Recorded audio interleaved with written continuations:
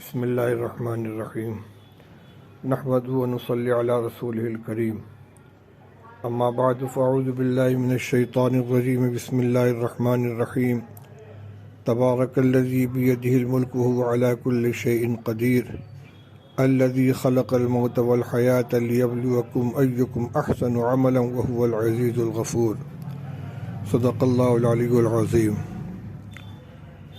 محترم بھائیوں، دوستوں، بزرگوں، اللہ تعالیٰ کے نزدیک کسی بھی عمل کے مقبول ہونے کے لیے اور شریعت کی نظر میں بھی درست ہونے کے لیے دو چیزوں کا ہونا ضروری ہے: اخلاص اور احسان۔ احسان کے معنی ہے کسی کام کو درست طریقے پر انجام دینا، یعنی فقہ کے قواعد کے روح سے تمام ارکان، تمام اعمال سنت کے مطابق ہوں، شریعت کے مطابق ہوں۔ یہ ہے عمل کی درستگی۔ ظاہری اعتبار سے کسی عمل کے عند الشرع معتبر ہونے کے لیے اتنا ضروری ہے کہ کسی فرض یا واجب کو نہ چھوڑا جائے، اور اس کے کامل ہونے کے لیے یہ بھی ضروری ہے کہ اس عمل کی جو سنت ہے اس کو بھی انجام دیا جائے، مستحبات کی بھی رعایت کی جائے۔ مثلاً وضو ہے، نفس وضو کے لیے 4 فرائض کی ادائیگی کافی ہے، لیکن کامل وضو کے لیے ضروری ہے کہ تمام سنتیں بھی ادا کی جائیں، کلی کی جائے، ناک میں پانی ڈالا جائے، کان کا مسح کیا جائے۔ اسی طرح اس عمل کے یہ تو نماز کے لیے مفتاح بن گیا، وضو مشروع ادا ہو گیا، لیکن اس پر ثواب بھی مرتب ہو، اس کے لیے نیت کا ہونا بھی ضروری ہے۔ وضو سے گناہوں کا دھلنا اور آخرت میں اس وضو کا اعضاء کے چمکنے کا ذریعہ بننا، گناہوں سے پاکی کا ذریعہ بننا، یہ نیت کے اوپر موقوف ہے۔ اس کو تعبیر کرتے ہیں اخلاص سے، یعنی عمل کا اللہ کے لیے ہونا۔ تو آخرت کی قبولیت کا مدار 2 چیزوں پر ہوا: اخلاص اور احسان۔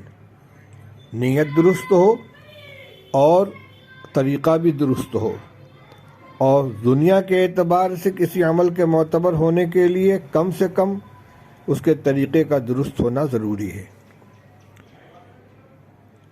تو ایک ہے اخلاص اور ایک ہے احسان۔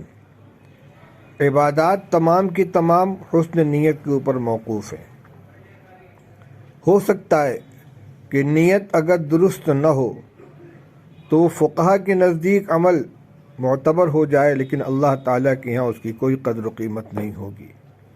نماز ہے، حج ہے، صدقہ خیرات ہے، ان سب کی ایک ظاہری شکل ہے، اور ایک ان اعمال کے انجام دیتے وقت اللہ کی خوشنودی اور اس کی رضا کو پیش نظر رکھنا، جس کو اخلاص کہتے ہیں، یہ عمل کے لیے روح کی حیثیت رکھتی ہے۔ رسول اللہ صلی اللہ علیہ وسلم نے ارشاد فرمایا: انما الاعمال بالنیات وانما لامرئ ما نوی، کہ تمام اعمال کا مدار نیتوں کے اوپر ہے، اور آدمی کو وہی ملے گا جس کی وہ نیت کرے گا۔ اس لیے ہمیں تمام اعمال کے اندر ان 2 چیزوں پر نظر رکھنی چاہیے کہ ہماری نیت کیا ہے۔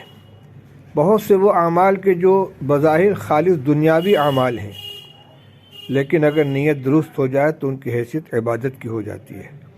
کسب حلال، پیسہ کمانا، چاہے مزدوری کے ذریعے ہو، چاہے ملازمت کے ذریعے ہو، چاہے صنعت و حرفت کے ذریعے ہو، چاہے کھیتی باڑی کے ذریعے ہو۔ اگر آدمی صرف کھانے کے لیے، پیسہ کمانے کے لیے محنت کر رہا ہے، حلال عمل ہے، ٹھیک ہے، جائز ہے، لیکن اگر یہ نیت کر لے کہ اللہ تعالیٰ نے میرے ذمے جو اپنے بندوں کے حقوق عائد کیے ہیں، اور جو شریعت کے احکام ہیں اور اس کے حقوق ہیں، ان کو ادا کرنے کے لیے میں کما رہا ہوں، اس سے صدقہ خیرات کروں گا، زکوٰۃ نکالوں گا، حج ادا کروں گا، اپنے بال بچوں کی پرورش کروں گا، والدین کی خدمت کروں گا، تو ایک ایک پیسے کا کمانا عبادت بن جائے گا۔ مگر یہ بھی شرط ہے کہ تجارت حلال ہو، مزدوری حلال ہو، ناجائز سے اس کو بچائے، حرام سے اس کو بچائے۔ تو پھر وہی بات لوٹ کر آ گئی کہ ایک ہے اخلاص اور ایک ہے احسان، کہ نیت درست ہو اور طریقہ درست ہو۔ جب دونوں چیزیں پائی جائیں گے تو انشاءاللہ عمل اللہ کے یہاں مقبول ہوگا۔ شیطان نیت پہ حملہ کرتا ہے، اس لیے کہ اگر نیت خراب ہو گئی تو ساری محنت بیکار ہو جاتی ہے۔ اور اخلاص اور نیت کا تعلق بندے سے اور اس کے اللہ سے ہے۔ کسی کو کسی کے نیت پر حملہ کرنے کا حق نہیں پہنچتا کہ کوئی دوسرے کو ریاکار قرار دے۔ اس لیے بھائی ہمیں ہمیشہ اپنی نیتوں کا محاسبہ کرتے رہنا چاہیے اور ہر عمل اللہ کی رضا و خوشنودی کے لیے کرنا چاہیے۔ اللہ تعالیٰ میں توفیق نصیب فرمائے۔ وآخر دعوانا الحمدللہ رب العالمین۔